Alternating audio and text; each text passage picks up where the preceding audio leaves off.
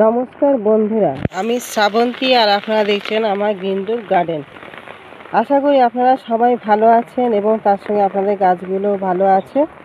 বন্ধুরা, আজকে প্রচণ্ড বৃষ্টি, সেই বৃষ্টির মধ্যেই আপনাদের জন্য ভিডিও করতে আসা। আর আজকে টাইটেল আর থাম্বনেল থেকে আপনারা বুঝতেই পারছেন আমি কোন সাবজেক্ট নিয়ে আজকে আলোচনা করব। আমরা যারা বাগান করি তাদের প্রত্যেকের ঘরেতেই জবা গাছ রয়েছে, আর এই জবা গাছের উপর আমাদের প্রত্যেক মানুষেরই খুব নেশা। যতই যা গাছ করি না কেন, জবা গাছের উপরে আমাদের একটা আলাদাই আকর্ষণ থাকে।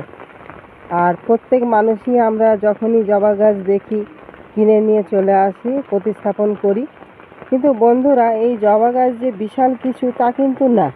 সামান্য পরিচর্যা করলেই কিন্তু আমরা এই জবা গাছ থেকে প্রচুর পরিমাণে কিন্তু ফুল পেতে পারি, গাছটাও সুন্দর করতে পারি। কিন্তু আমাদের এতটাই আশা থাকে এইসব গাছগুলোর উপরে যে আমরা অতিরিক্ত যত্ন করে ফেলি, আর যার জন্যে কী হয়, গাছগুলো নষ্ট হয়ে যায়। সেই জন্যই বন্ধুরা, আজকের এই জবা গাছ সম্পর্কে আমরা যাতে অল্প পরিচর্যা করে কিভাবে গাছটাকে সুন্দর রাখতে পারি, গাছে বৃদ্ধি করতে পারি এবং প্রচুর পরিমাণে এইসব গাছ থেকে ফুল পেতে পারি, সেই নিয়ে আজকে আলোচনা। বন্ধু, আপনারা পুরো ভিডিওটা দেখবেন, আশা করি আপনাদের ভালো লাগবে।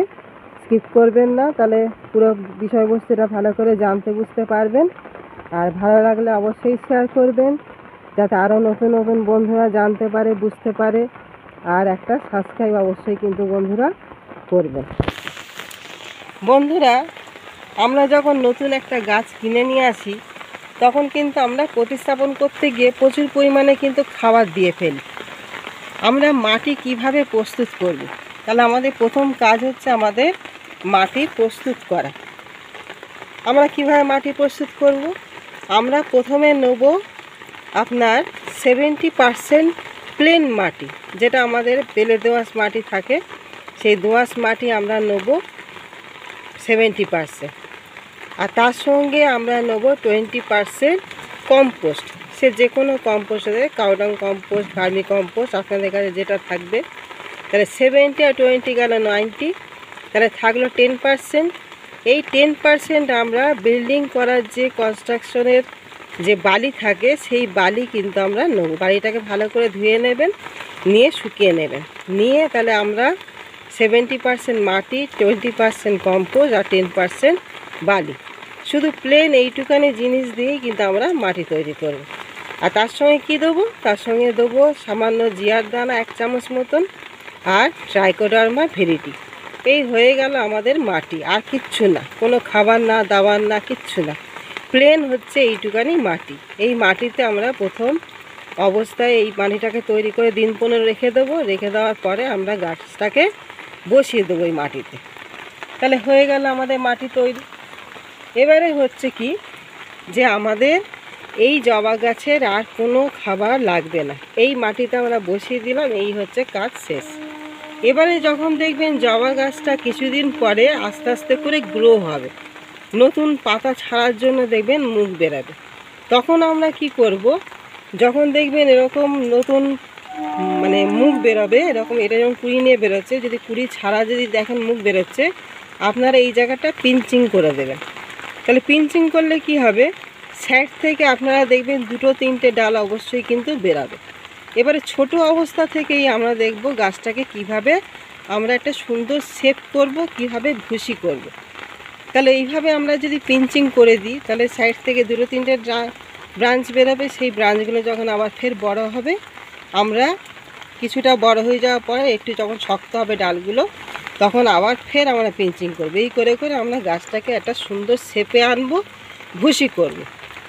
আমরা জানি যে জবা গাছ কিন্তু পটাশিয়াম খুবই কিন্তু ভালোবাসে, যার জন্য আমাদের থার্ড স্টেপ হবে কি না, পটাশযুক্ত খাবার। সেটা কি না, সেটা হচ্ছে 0050।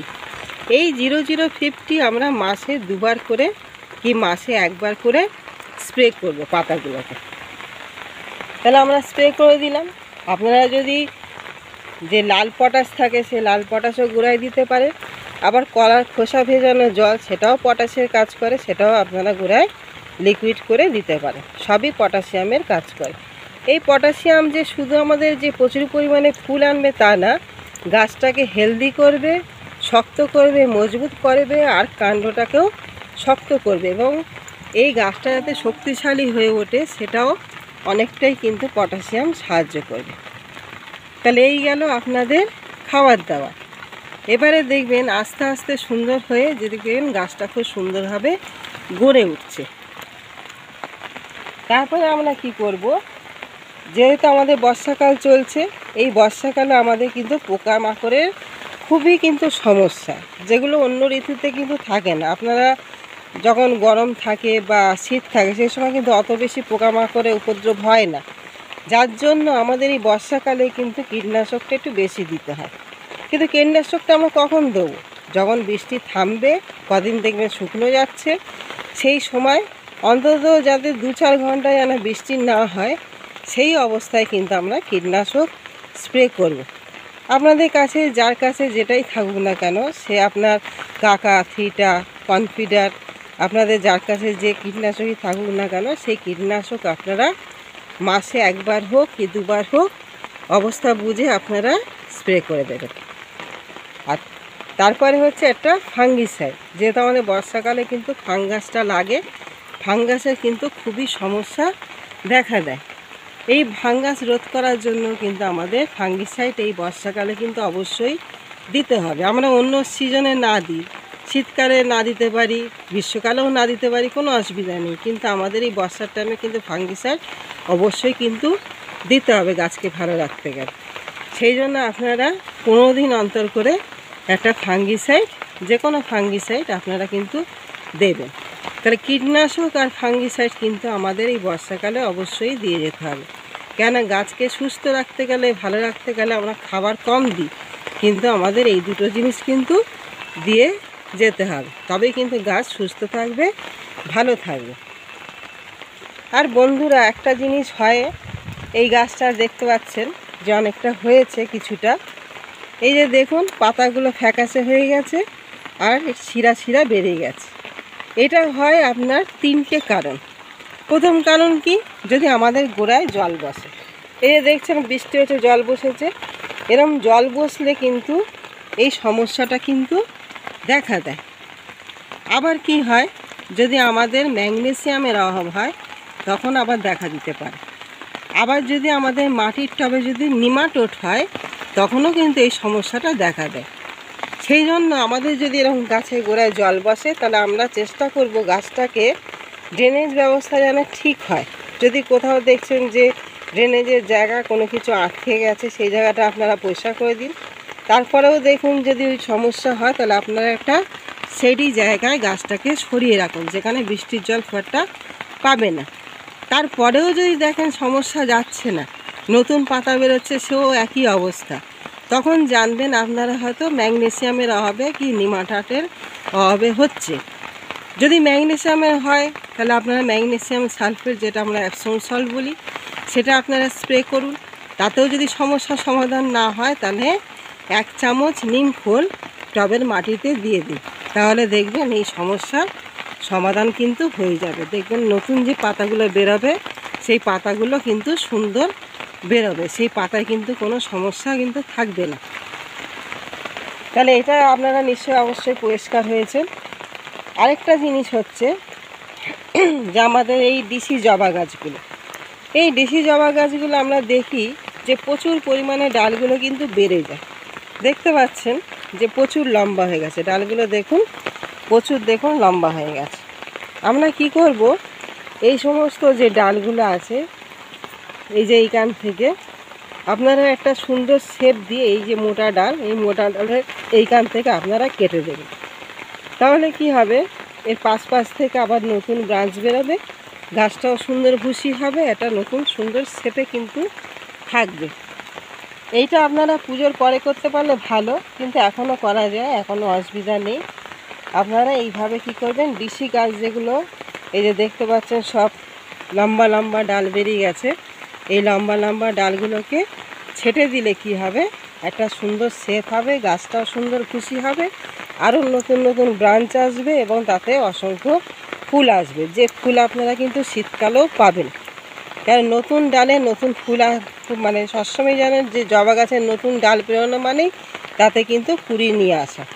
আর যখন আপনারা এই ডালগুলো কাটিং করে দেবেন তখন নতুন গ্রোথ আসবে, গ্রোথের সঙ্গে দেখবেন অসংখ্য ফুল আসবে। তাহলে কি আপনাদের যে শীতকালে এই যে জবা গাছগুলো ফুল কমে যায়, তখন দেখবেন আপনারা শীতকালেও প্রচুর পরিমাণে কিন্তু ফুল পাবেন এর থেকে। এটা গেল একটা টিপস। তাহলে বন্ধুরা আপনারা বুঝতে পারছেন যে জবা গাছ কিন্তু কিছু না, সামান্য কিন্তু আমরা পরিচর্যা যদি করি তাতেই কিন্তু আমাদের জবা গাছগুলো সুন্দর কিন্তু ফুল হয় আর সুন্দরভাবে কিন্তু তৈরি হয়। এমন কিছু কিন্তু লাগে না, আমরা একটু বেশি পরিচর্যা করে ফেলি বলেই সমস্যাটা কিন্তু তৈরি হয়। সেই জন্য বন্ধুরা বেশি কিছু না, আপনারা নর্মালভাবে পরিচর্যা করুন, যেটা আমি বললাম স্টেপ বাই স্টেপ, সেইভাবে আপনারা গাছটাকে তৈরি করুন। দেখবেন গাছটা শক্ত সমর্থ হবে, সুন্দর গ্রো হবে এবং প্রচুর পরিমাণ কিন্তু আপনারা এখান থেকে ফুল কিন্তু পাবেন, তাতে কোনো কিন্তু সন্দেহ নেই। তাহলে বন্ধুরা আজকে ভিডিওটা আপনাদের কেমন লাগলো জানাবেন, অবশ্যই আশা করি ভালো লাগবে। আর আমার নতুন বন্ধু যদি আপনারা হয়ে থাকেন তাহলে একটা সাবস্ক্রাইব কিন্তু অবশ্যই বন্ধুরা করবেন, তাহলে আমি মনে জোর পাই নতুন ভিডিও আনার, ভিডিও করার। আর প্রচুর পরিমাণে শেয়ার করবেন যারা নতুন বন্ধু আরও আমার দেখতে পায়। তাহলে আপনারা ভালো থাকুন, সুস্থ থাকুন। তাহলে আজকে আসি বন্ধুরা, নমস্কার।